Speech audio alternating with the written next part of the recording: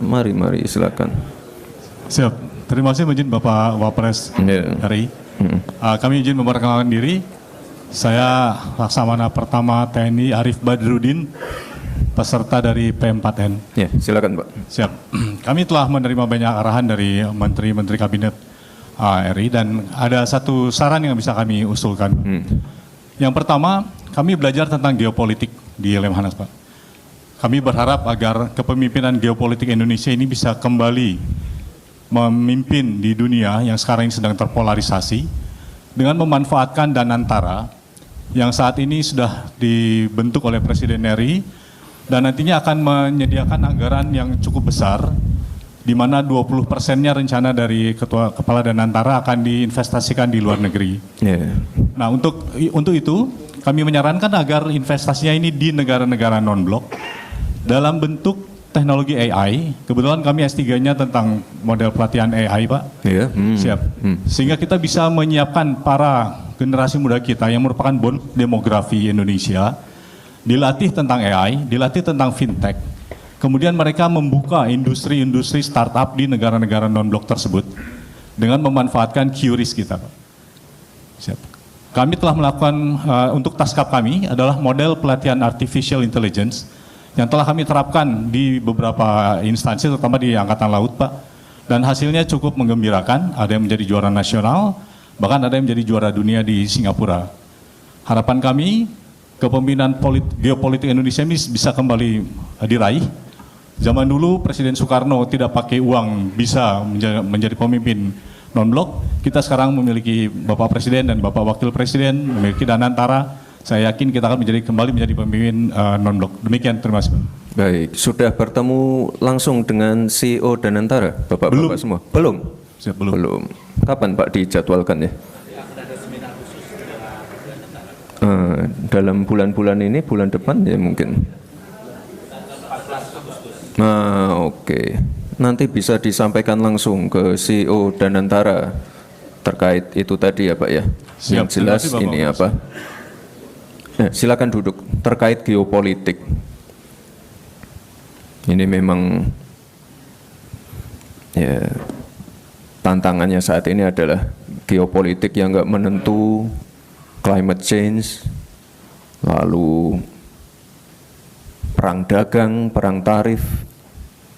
Jadi ini Bapak Ibu, saya mohon doa untuk Pak Presiden yang saat ini sedang melakukan perjalanan ke luar negeri, agar beliau diberikan kesehatan dan kelancaran dalam tugas-tugasnya di luar negeri.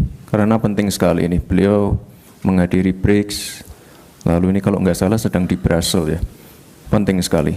Dan yang namanya hilirisasi, itu penting sekali.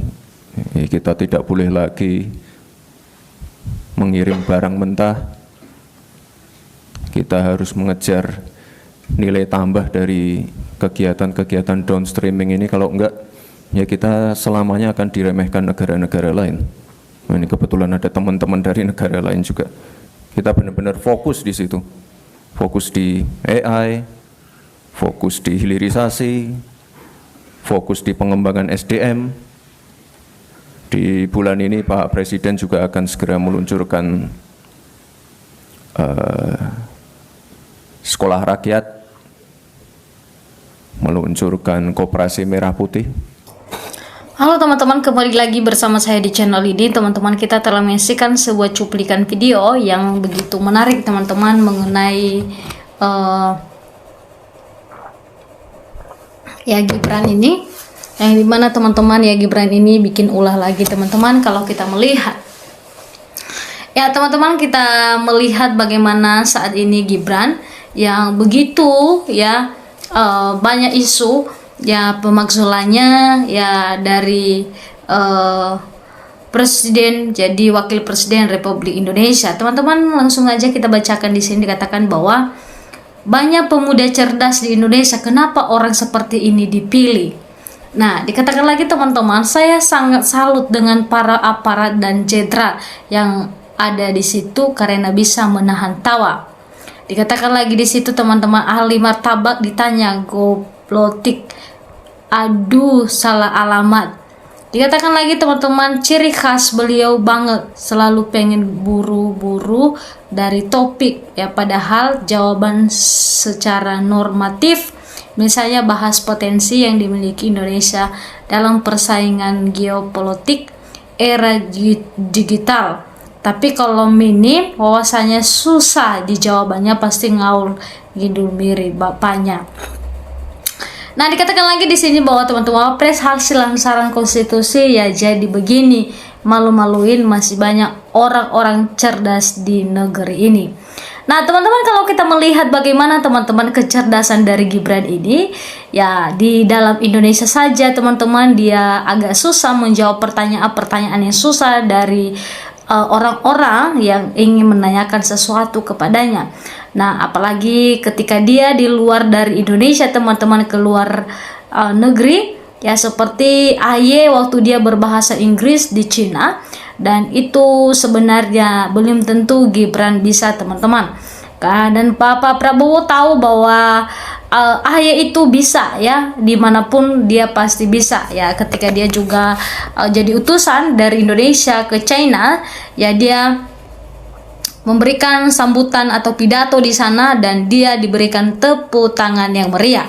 Nah, beda dengan Wapres kita teman-teman, yang hanya ketika ngomongnya masih dalam pertemuan anggota di Indonesia masih aja malu-maluin. Nah, teman-teman, dikatakan bahwa inilah contoh ketika seorang anak yang dipaksa harus mengikuti ambisi dan keserakahan orang tuanya. Nah, teman-teman, kalau kita melihat bagaimana juga paksaan yang diberikan oleh Bapak Jokowi kepada anaknya, supaya anak-anaknya itu teman-teman bisa juga meneruskan pejabatnya di negara ini. Dikatakan teman-teman banyak orang cerdas tapi yang dipilih lulusan universitas abal-abalan pasar pramuka.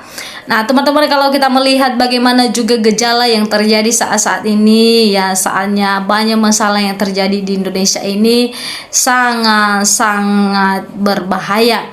Dikatakan di sini, astagfirullah, para sudah tidak tertolong ini mah. Nah, teman-teman, kalau kita melihat sangat-sangat memalukan sebenarnya teman-teman ya, karena kenapa? Ya, dia kurang ya bijak dalam berbicara. Dikatakan Malaysia ketar-ketir nengok pemimpin Indonesia yang cerdas. Sesungguhnya Allah tidak mencabut ilmu secara tiba-tiba dari tengah manusia, namun Allah mencabut ilmu dengan ulamanya, hingga ketik tidak tersisa satupun dari ulama orang-orang menjadikan orang-orang bodoh untuk menjadi pemimpin. Dikatakan lagi teman-teman, ngeri banget. Pemimpin gak model opo-opo. Ya, dikatakan lagi teman-teman, aku aja yang lihatnya malu sendiri, selalu ditanya pasti jawabannya gak nyambung. Nah, teman-teman, kalau kita melihat bagaimana saat ini ketika Gibran ditanya sesuatu dia tidak nyambung teman-teman. Yang satu ditanya, yang dijawab A, yang ditanya adalah C. Nah, ini sangat menuai kontroversi ya di kalangan masyarakat Indonesia menilai hal-hal seperti ini teman-teman, yang begitu ya menjadi transparan ya, dan seperti ini juga di media sosial sangat diperbincangkan.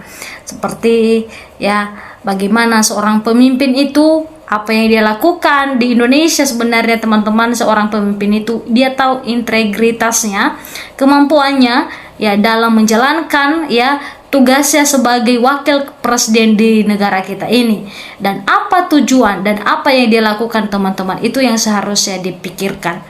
Nah, teman-teman, kalau kita melihat di sini, ini adalah wakil RT terbaik sepanjang sejarah. Teman-teman, ini semuanya sangat-sangat berbahaya sekali.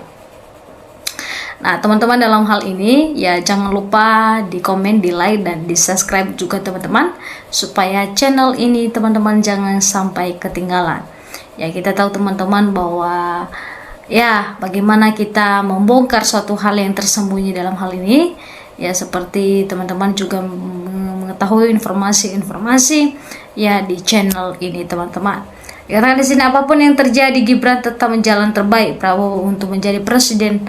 Tahu sendiri siapa di belakang Gibran yang masih punya kekuatan politik dan finansial. Ya, itu teman-teman, berarti teman-teman sudah tahu semuanya teman-teman. Sampai ketemu di channel